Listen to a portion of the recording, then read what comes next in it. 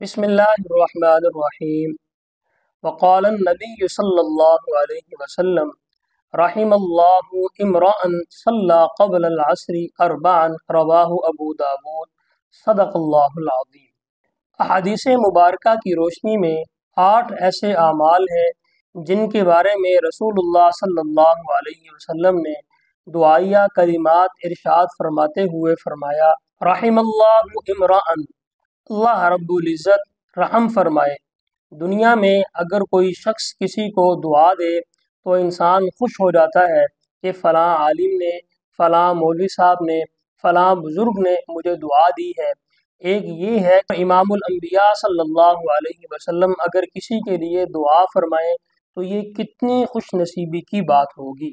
احادیث مبارکہ کے ذخیرے میں 8 ایسے اعمال اور افراد ہیں جن کے بارے میں رسول اللہ صلی اللہ علیہ وسلم نے یہ دعا فرمائی ہے۔ ہمیں چاہیے کہ ہم بھی یہ 8 اعمال اپنی زندگی میں لائیں تاکہ ہم بھی رسول اللہ صلی اللہ علیہ وسلم کی دعا کے حقدار اور مستحق بنیں۔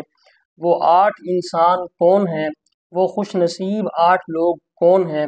تو پہلا خوش نصیب وہ ہے جس کے بارے میں اللہ کے نبی صلی اللہ علیہ وسلم ارشاد فرماتے ہیں، رحم اللہ امرأ صلی قبل العصر اربعا، اللہ تعالیٰ رحم فرمائے اس شخص پر جو عصر کی نماز سے پہلے 4 سنتوں کو ادا کرنے کا اہتمام کرتا ہے۔ عصر کی نماز سے پہلے کی سنتیں غیر موقدہ ہیں۔ بہت سارے وہ لوگ جو صوم و صلات کے پابند ہیں، صف اول کے نمازی ہیں، ان کی بھی یہ سنتیں رہ جاتی ہیں کیونکہ یہ غیر موقدہ ہیں، لیکن اللہ کے نبی صلی اللہ علیہ وسلم اس انسان کو خوش نصیب بیان فرما رہے ہیں جو ان سنتوں کو پڑھنے کا اہتمام کرتا ہے۔ دوسرا خوش نصیب انسان وہ ہے جو جناب نبی اکرم صلی اللہ علیہ وسلم کی احادیث مبارکہ کو سنتا ہے اور اسے آگے لوگوں تک پہنچا دیتا ہے۔ اس لیے انسان کو چاہیے کہ وہ آقا علیہ الصلاۃ والسلام کے ارشادات کو سنے اور جہاں کہیں اس کو موقع ملے وہ آگے لوگوں تک پہنچا دے۔ تیسرا خوش نصیب انسان وہ ہے جو خرید و فروخت کرتے ہوئے اور اپنے قرض کا مطالبہ کرتے ہوئے نرمی اختیار کرے۔ صحیح بخاری میں ہے، حضور صلی اللہ علیہ وسلم ارشاد فرماتے ہیں، رحم اللہ رجلا سمحا اذا باع واذا اشترى واذا اقتضى، اللہ رب العزت رحم فرمائے اس شخص پر جو رحم کرنے والا ہو جس وقت وہ کوئی چیز فروخت کرے اور جس وقت وہ کوئی چیز خریدے اور جب اپنے قرض کا مطالبہ کرے۔ زیادہ تر جھگڑے معاملات میں ہوتے ہیں اور انسان اپنا حق وصول کرتے ہوئے بھی سختی سے مطالبہ کرتا ہے۔ امام احمد اور ابن ماجہ نے رسول اللہ صلی اللہ علیہ وسلم کا یہ ارشاد نقل فرمایا ہے کہ جو شخص تنگ دست مفلس کو مہلت دیتا ہے تو قرض کا دن آنے تک اسے اس قرض کے برابر روزانہ صدقہ کرنے کا ثواب ملتا ہے، اور پھر جب ادائیگی کا دن آئے اور یہ دوبارہ اسے مہلت دے دے تو اس قرض کی دگنی مقدار اس کو صدقہ کرنے کا ثواب ملتا ہے۔ چوتھا خوش نصیب وہ ہے کہ دونوں میاں بیوی تہجد کی نماز کے لیے اٹھیں اور ایک دوسرے کو اٹھائیں۔ رسول اللہ صلی اللہ علیہ وسلم نے ان کے لیے رحمت کی دعا فرمائی ہے۔ ہمارے اسلاف میں ایسے بزرگ بھی گزرے ہیں کہ ساری زندگی ان کی تہجد کی نماز نہیں چھوٹی۔ ابن جوزی رحمۃ اللہ علیہ نے اپنی کتاب میں ایک واقعہ نقل کیا ہے۔ ایک شخص تھا، اس کا نام تھا محمد علی، اس کے بھائی کا نام تھا محمد حسن۔ ان کے والد بڑے شب بیدار تھے، رات میں قرآن پاک کی تلاوت کیا کرتے تھے۔ والد کا انتقال ہو گیا تو بھائیوں نے اور والدہ نے یہ مشورہ کیا کہ والد صاحب کا یہ عمل رہنا نہیں چاہیے، ان کی اس ترتیب کو آگے چلانا چاہیے۔ لہذا تینوں نے یہ مشورہ کیا کہ رات کے 3 حصے کریں گے، یعنی اگر 6 گھنٹے کی رات ہے تو اس کے 2 گھنٹے کریں گے، 2 آرام کریں گے اور ایک اللہ رب العزت کی عبادت کرے گا۔ ان کا یہ معمول چلتا رہا، پوری رات میں ایک قرآن پاک مکمل کرتے تھے۔ 10 پارے ایک بیٹا پڑھتا، 10 پارے دوسرا بیٹا پڑھتا، 10 پارے والدہ پڑھا کرتی تھیں۔ وقت گزرتا گیا، ایک بھائی کا انتقال ہو گیا۔ بھائی کا انتقال ہوا تو ماں نے اور دوسرے بیٹے نے مشورہ کیا کہ اب بھی اس عمل کو چلانا چاہیے، آگے اس عمل کی پابندی کرنی چاہیے۔ تو رات کے 2 حصے کر لیے، آدھی رات والدہ جاگتی تھیں اور آدھی رات بیٹا جاگتا تھا، 15 سپارے پڑھ کے قرآن پاک مکمل کرتے تھے۔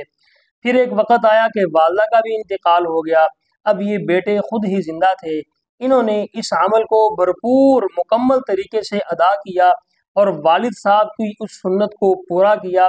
ساری رات جاگا کرتے تھے اور قرآن پاک کی تلاوت کر کے پورے کا پورا قرآن پاک رات میں پڑھا کرتے تھے۔ اپنے دن کے وقت ظہر سے لے کر عصر تک کا جو وقت ہے اس میں آرام کیا کرتے تھے۔ یہ وہ لوگ ہیں جن کی زندگی میں شب بیداری بہت تھی۔ آج ہم بھی جاگتے ہیں، لیکن ہمارا جاگنا موبائل چلانے کے لیے ہوتا ہے، انٹرنیٹ چلانے کے لیے ہوتا ہے، ہم اعمال کی طرف متوجہ نہیں ہوتے۔ وہ لوگ جاگتے تھے اللہ رب العزت کی عبادت کرتے ہوئے، قرآن پاک کی تلاوت کرتے ہوئے، لہذا اللہ رب العزت ان کی ضرورتوں کو خود پورا کر دیتا تھا۔ اللہ نے ہمارے ذمے لگایا ہے عبادت اور اپنے ذمے لیا ہے رزق۔ آج رزق کے لیے ہم محنت کر رہے ہیں لیکن عبادت کی کوئی فکر نہیں، حالانکہ رزق اللہ تعالیٰ خود انسان تک پہنچاتا ہے۔ یہ اللہ کی ذمہ داری ہے جو اللہ رب العزت نے خود اٹھائی ہوئی ہے۔ اللہ تعالیٰ قرآن کریم میں ارشاد فرماتے ہیں وَمَا مِن دَابَّةٍ فِي الْأَرْضِ إِلَّا عَلَى اللَّهِ رِزْقُهَا وَيَعْلَمُ مُسْتَقَرَّهَا وَمُسْتَوْدَعَهَا۔ اس زمین کے اندر جو بھی چوپایا ہے، جو کوئی جاندار ہے، اس کا رزق اللہ کے ذمے ہے۔ اللہ تعالیٰ اس کے عارضی ٹھکانے کو بھی جانتے ہیں، اس کے مستقل ٹھکانے کو بھی جانتے ہیں، اور اللہ تعالیٰ ہر حال میں اس تک اس کا رزق ضرور پہنچاتے ہیں۔ تو میں عرض کر رہا تھا کہ بندے کے ذمے ہے عبادت اور اللہ کے ذمے ہے رزق۔ بندہ جتنی اللہ کی عبادت کرتا رہے گا، اللہ رب العزت اتنا اس کو عزت کے ساتھ رزق دیتے چلے جائیں گے۔ پانچواں خوش نصیب انسان جس کے بارے میں رسول اللہ صلی اللہ علیہ وسلم نے دعا فرمائی، وہ ہے ذبیحہ پر رحم کرنے والا۔ یعنی انسان اگر کوئی جانور ذبح کر رہا ہے تو اسے چاہیے کہ اس جانور کو تکلیف نہ دے، اسے ایسے زور سے نہ گرائے کہ اسے تکلیف ہو، اور جس چھری سے ذبح کرنا ہے وہ چھری بھی تیز ہو تاکہ جانور کو زیادہ تکلیف نہ ہو۔ تو ایسے انسان پر اللہ رب العزت رحم فرماتے ہیں۔ رسول اللہ صلی اللہ علیہ وسلم نے اس کے لیے رحمت کی دعا فرمائی ہے۔ چھٹا خوش نصیب انسان جس کے لیے رسول اللہ صلی اللہ علیہ وسلم نے رحمت کی دعا فرمائی، وہ ہے جو قرآن پاک کی تلاوت کرنے والا ہو، جو کثرت سے قرآن پاک کی تلاوت کرتا ہو، جو قرآن کریم کی تلاوت کا اہتمام کرتا ہے، کثرت سے قرآن پاک کی تلاوت کرتا ہے۔ رسول اللہ صلی اللہ علیہ وسلم نے اس کے لیے رحمت کی دعا فرمائی۔ ساتواں خوش نصیب انسان جس کے لیے آپ صلی اللہ علیہ وسلم نے دعا فرمائی، وہ ہے جو مصیبتوں اور تکلیفوں پر صبر کرنے والا۔ یعنی جب کوئی آزمائش آ جائے، کوئی پریشانی، کوئی تکلیف، کوئی مصیبت آ جائے اور وہ اس پر صبر کرے، تو اللہ کے نبی صلی اللہ علیہ وسلم نے ایسے شخص کے لیے رحمت کی دعا فرمائی ہے۔ اس لیے جب بھی کوئی مصیبت یا پریشانی آئے تو انسان اس پر صبر کرے اور یہ غور کرے کہ اس سے بڑی مصیبت بھی آ سکتی تھی، لیکن اللہ تعالیٰ نے بڑی مصیبت سے بچا لیا۔ اللہ کا فضل ہے، اللہ رب العزت کا شکر ہے۔ ولید بن مغیرہ رحمۃ اللہ علیہ ایک موقع پر ایک مجلس میں بیٹھے ہوئے تھے۔ کسی نے آ کر اطلاع دی کہ آپ کا ایک بیٹا چھت سے گر کر فوت ہو گیا۔ انہوں نے انا للہ و انا الیہ راجعون پڑھا اور کہنے لگے یا اللہ تیرا شکر ہے، تو نے اولاد تو بہت سی دی، ان میں سے ایک بیٹا لے لیا، اگر تو سارے لے لیتا تو میں کیا کر سکتا تھا، میں کچھ بھی نہیں کر سکتا تھا، لہذا تیرا شکر ہے، تیرا فضل ہے کہ تو نے ایک ہی بیٹا لیا۔ اندازہ کریں ان لوگوں پر مصیبتیں آتی تھیں لیکن مصیبت کی حالت میں بھی گلے شکوے نہیں کیا کرتے تھے، بلکہ اللہ کی تقدیر پر راضی رہتے تھے اور اس حالت میں بھی اللہ کا شکر ادا کیا کرتے تھے۔ اس حال میں بھی ان کا دل اللہ کی طرف متوجہ ہوتا تھا۔ آٹھواں اور آخری خوش نصیب انسان جس کے لیے رسول اللہ صلی اللہ علیہ وسلم نے رحمت کی دعا فرمائی، وہ ہے جو حقوق العباد کی ادائیگی کرنے والا ہو۔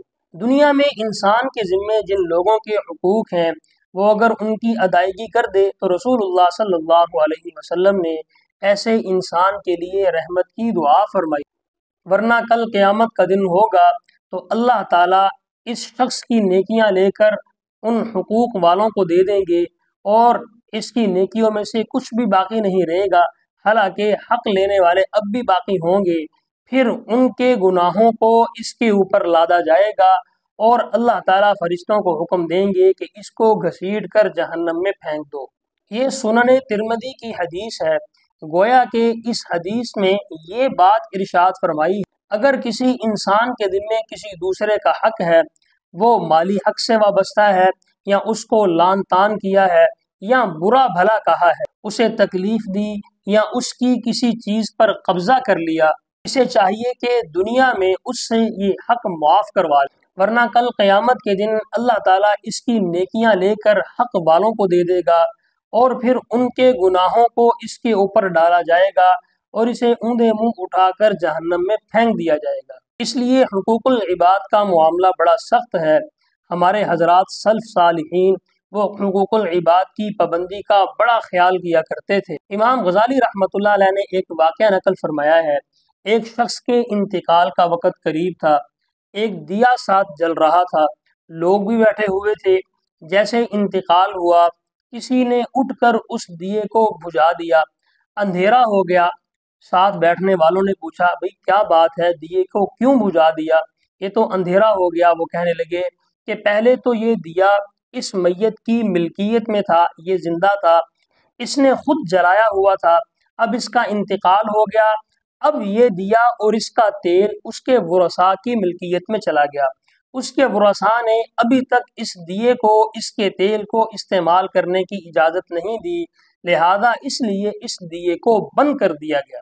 اتنے محتاط تھے وہ حقوق العباد کے معاملے میں۔ اس لیے انسان کوشش کرے کہ اگر کسی کا حق اس کے ذمے ہے تو اسے ادا کر دے یا اس سے معافی کروا لے۔